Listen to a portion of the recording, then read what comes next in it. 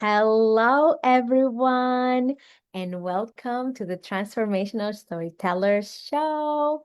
We are here today with a special guest because this is the place where we talk to impact-centered leaders about the power of story to create positive change, transformation, peace, love, light in the world. And who better to talk about that than Lesia Davidson? Oh my gosh. Hi, Lesia. Hi, Elena. How are you? Oh, I'm doing fabulous, especially now that I'm in your presence. I have missed you so much, and you are such a joy. So let me tell everyone about you. So Lesia Davidson, she's a uh, literacy. She's a literacy coach, educator, teacher, writer, and author of The Gifts of Pain. Oh my gosh, she also has other books. She's an author and also a mother of three children. So she has all of the experience in literacy that you can imagine. She's also a speaker and she's a lover of education. She empowers parents with engaging reading strategies to boost their children's reading readiness and to shrink the literacy gap. See, I said it right that time. And so we'll talk of all things literacy in a moment, but first I want to make sure that you look in the show notes because all of Lucia's information is going to be there so that you can connect with her. So hi, Lucia, again. How are you, Again, darling? I am doing well, thank you. I am Oh blessed. my I'm gosh. glad to be here. Yes. I'm so happy to be Oh, I'm so happy that you're here because you're someone who I love and admire, here. and I'm excited for everyone to learn about you and connect with you. And first off, let's talk about your story. Would you please share the story that you shared in the Gifts of Pain with everyone so that they can get to know a little bit about you? Sure. So my story begins with being in the fourth grade, I believe, or it was the fifth grade. But I had a friend named Tanya that I would really work with every day, who everyone for some reason was afraid of because of she was tall in stature and she just seemed as if she was a scary person to talk to. But there was also this girl in my class named Janet. And every day Janet would bully me. She would push me aside. Go here, go there, sit here, don't do this, don't do that, do this, do that. And one day I was just so upset, so frustrated. So I ran into the closet and I sat and I started crying. And Tanya, who usually comes into the class and we sit and we have a coaching session or a tutoring session, came in and she heard me crying. And so she looks in the closet and she's like, "What are you doing?" I said, "Well, Janet's picking on me." And I'm sitting there crying. And she says, "Oh, no, we're not going to have this." And so Tanya goes up to Janet and she says to her, "Pick on someone your own size." And the whole school was there watching because everyone's already afraid of Tanya. And Janet just looked at Tanya and ran away. And I just felt like, wow, that day someone had my back. I called her my guardian angel. Mhm. And I didn't realize how much it really affected me as a mother, as a teacher. It just affected me.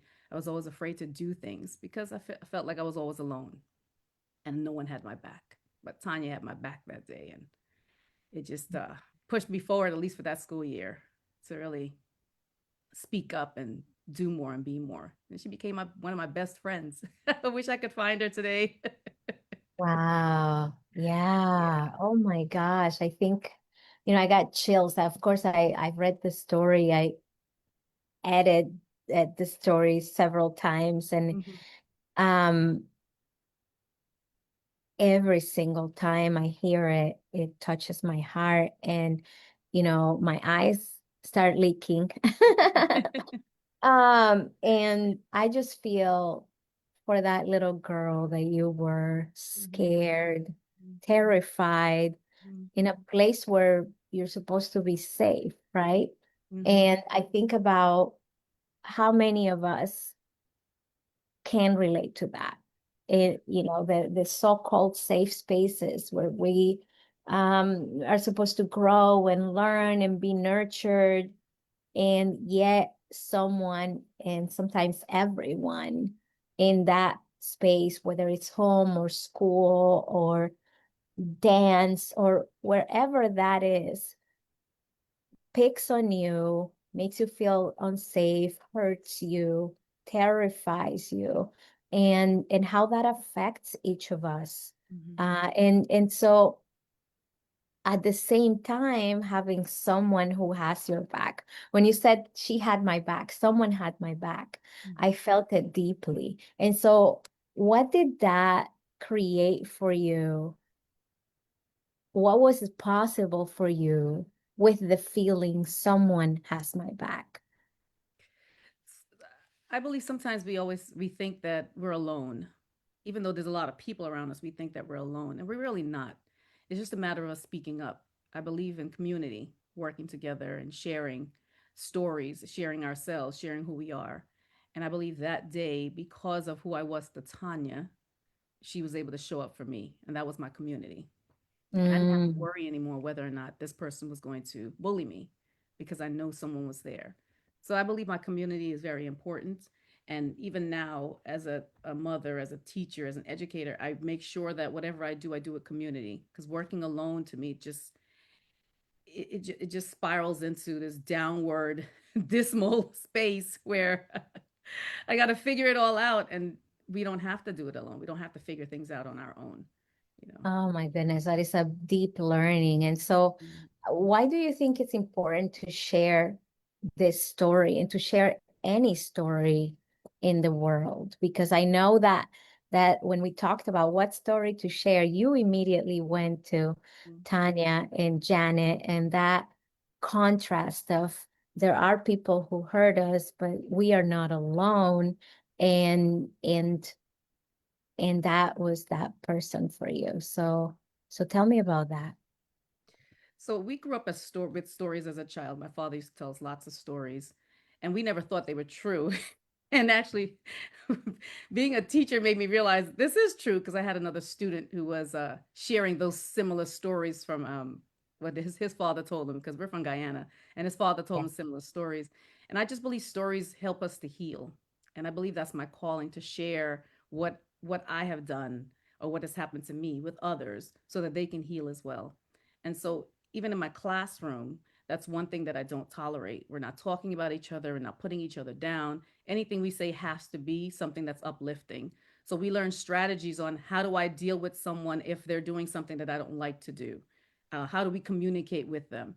And I'm talking about these are 6 year olds, first graders. So I give them a chart. This is the chart. Let's practice it. We all practice. What do we do when there's something that's happening that we don't like? We use our voice. So we need community when we use our voice, and then everyone gathers around and have a conversation about how do we deal with this situation. So stories are so important because no one knows what's in our head unless we open our mouths. And so Oh, once I we love open our that. mouths, yeah. And I'm still learning that, like they say, the squeaky wheel gets the most oil, and I'm still learning to open my mouth and speak. It's going to take some time Yeah. because even with this story, it's a recent reflection based on how I've showed up in my class, showed up at home, as I say. It's a recent reflection on, wow, all these years this story has bothered me, and I didn't realize it until I really sat down and thought about, what has happened in my life that now shows up. And so that's why I think it's important to say what's going on. Oh, I love that. And you touched on exactly why I always say I admire your work. It's because you actually bridge the gap on literacy, but also teach those principles Mhm. of emotional intelligence that Mhm. are so needed. And, there's a book that says everything I needed to know I learned in kindergarten or something like that, right? Okay. But sometimes what we learn in kindergarten is to hurt each other, to be quiet, to Mhm. not really speak up about who we are, or to be divided, Mhm. or that we are somehow not equal or Mhm. not of equal value, or that we don't have equal rights. And it was Humans Rights Day yesterday, so Oh, that's wow. very very timely. So what you're teaching the children in the classroom, what you teach as a mother, what you teach as an educator, not only in your classes, but also in your speaking, it's goes beyond let's learn our ABCs. So why is that? And would you tell us a little bit about why it's essential to integrate those principles in that classroom? So I think you just said it. You said it's bridging the gap. And that's what I see. I see that I am the bridge that connects who I was and connects students that will no longer have to be who I was or experienced what I experienced. So I am Mhm. that bridge. And as I cross over, I'm showing them how to make that change so that they won't experience that. There's so much that we experience in our childhood that comes up so often. And if we don't really take a look at what has happened in the past, it can just mess up our future, just really change our future to something that it shouldn't be. And so I look at what I've done. I looked at who I've been and work on how I'm going to make a change, I guess, like for lack of a better word, how I'm going to make a change so that I can stand up for others and so that Yeah. they can be the ones to stand up for themselves when it seems as though no one's around.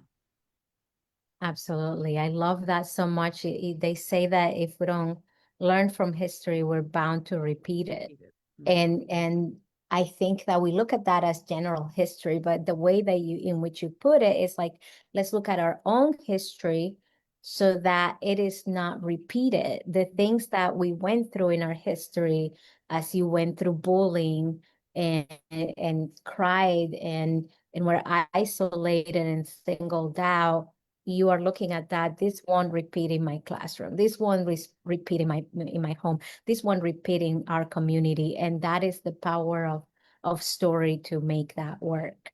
I love that. I love that so much. And I see your book behind you, Oh, your ABC book. Uh, my daughter, she just turned 6 last okay. month, and she loves that book. Great. Yeah, I we are so grateful for that copy of your Mhm. book. Mhm. And I've also had the privilege to be at events where you're speaking.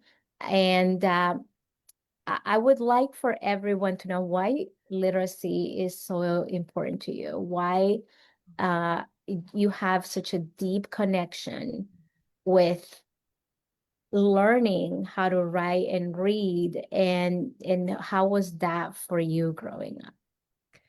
So I grew up in a Caribbean home. So when my parents sent me to school, you're choking me up here.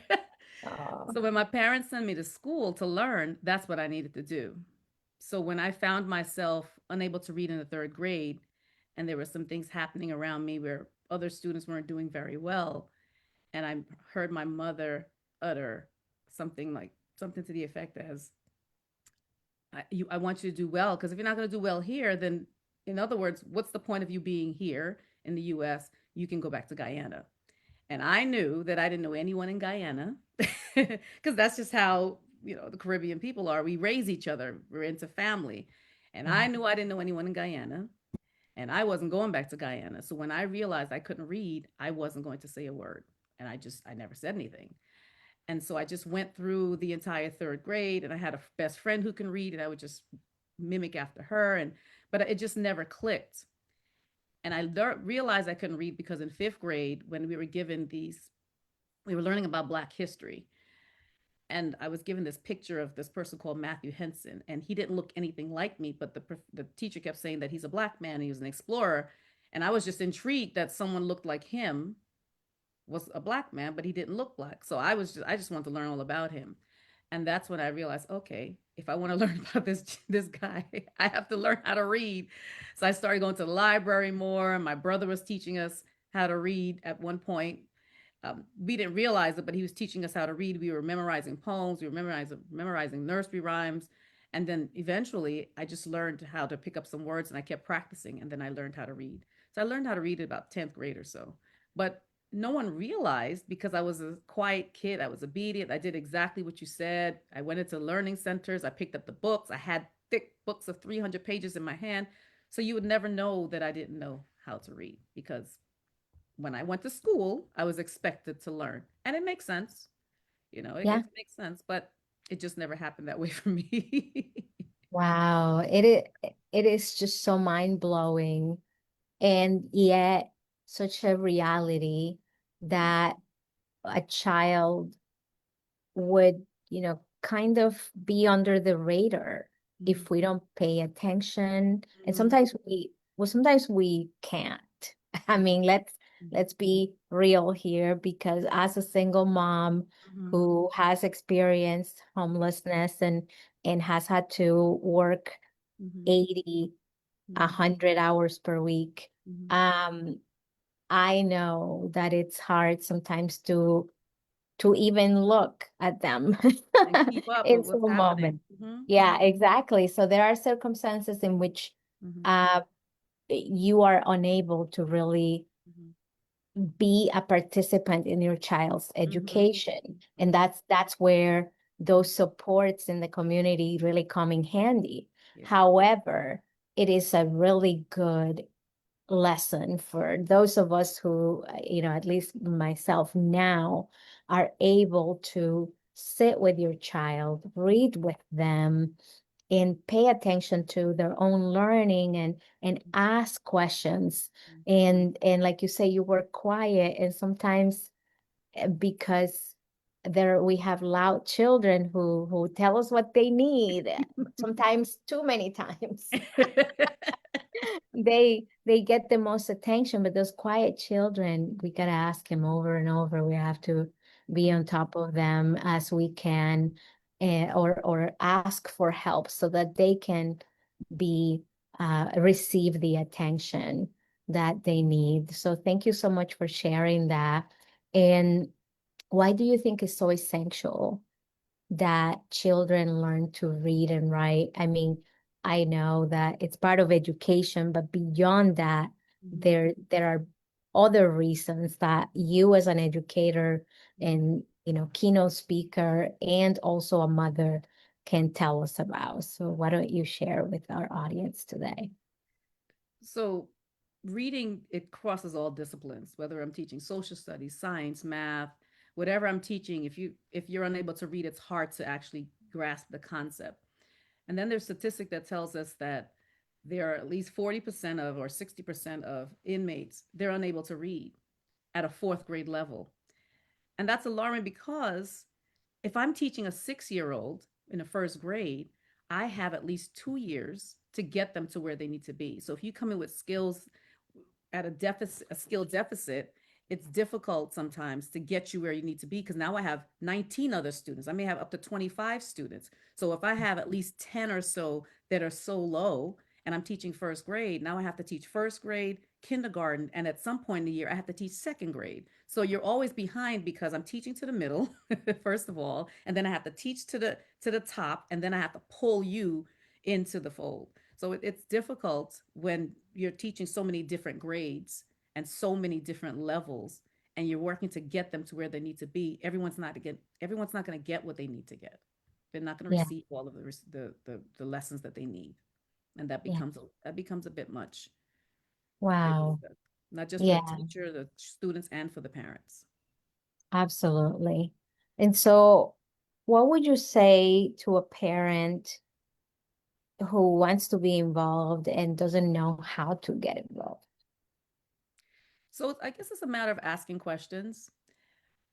Ask the teacher, what can I do to help my child? So, okay, maybe the teacher might say, read to them. Okay, I'm reading to them. What do I do as I read to them? Because I believe there's so many simple strategies we can use. So, if I'm asking you to read to your child, just read one page a day. Have a conversation about the page. Reread the page. Let them read to you, you read to them. Share the space so that they can see how fluent reading really works. So instead of just saying read, let's read together. Parents keep asking questions. Lead me to a book that can help. Lead me to the lessons that you've done every day. What strategies can I use? Repetition is so important. I remember when I was a kid, we learned how to read because we used nursery rhymes, and we read nursery rhymes and poetry so often. So it helped with the fluency, helped with the word calling, which is phonemic awareness. It helped because I knew the letters of the alphabet. Now I need to ask a question: what does this text mean? What vocabulary word can we find in there? So just one page can help with a student's comprehension. It's just a matter of practicing and knowing what to practice. So asking the right questions to teachers. How can I help? Make it as simple as possible.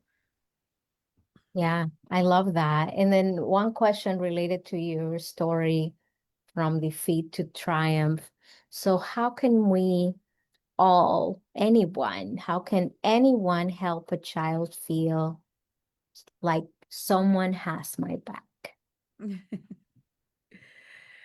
It's become, it comes down to questioning, having a conversation. So I remember when I was a child, the saying was always, children are to be seen and not heard. So I Mhm. didn't speak much because that was just the way it was. And I'm not knocking it or saying that it's wrong. It's just that's just how it was in those days. But I had my siblings, so we would play and have conversations. We were really close now. We were really close then. So they were really helpful when it came to us having talking and dialogue and things of that nature.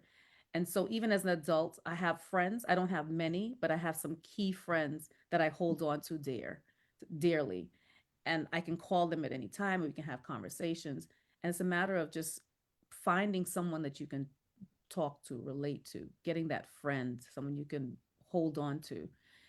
Start with one and just branches out into as many as you possibly can, but get those few key friends. I have maybe 3 or 4, and we can have conversations, but it's always good to have someone else. I heard someone say, you develop your character by the people that you're around. And how do I know who I am if I'm always by myself? So I need someone Ah, to help me to think about who I am and how do I need to change and what should I do next, or someone to help hold me accountable, I guess. I love that. Oh my goodness. There's so much wisdom. You share wisdom Thank you. gems like drops. Oh my gosh. Yeah, I love it. And you mentioned earlier that you wish you could find your friend now, right? And um sometimes we don't have this person for a lifetime, and yet they make such a difference that we never forget them. Mhm, And so I think that sometimes we have temporary friends, like you said, that become guardian angels to us, mhm, and you never know the difference that you make just mhm, by being there for someone, whether they're your best friend or you just saw them for the first time. mhm. And that's such a powerful concept. But then there are those people who remain in your life. I have been blessed also with amazing key friends. And I think making friendships as an adult, like new friendships, can really be hard. Yeah. What do you think? I agree. I agree. Yeah. Because we all have our own beliefs and we all have our own uh, idiosyncrasies. And so mashing together with someone else, it's a matter of mindset. How do I listen to what they have to bring to the table and take what I have, and how do we make it work? We don't always have to Absolutely. be in agreement, but we make it work. Yeah, Mhm. absolutely. And you don't have to be best friends to be there for someone. And I Mhm. think, your story is such a beautiful testament that just one simple moment in which you can be there for someone, whether you agree with them or not, whether you'll be best friends forever or not, Mhm. that can stick with them for a long time, for a lifetime, and it can make a difference. So thank you so much Yeah. for that.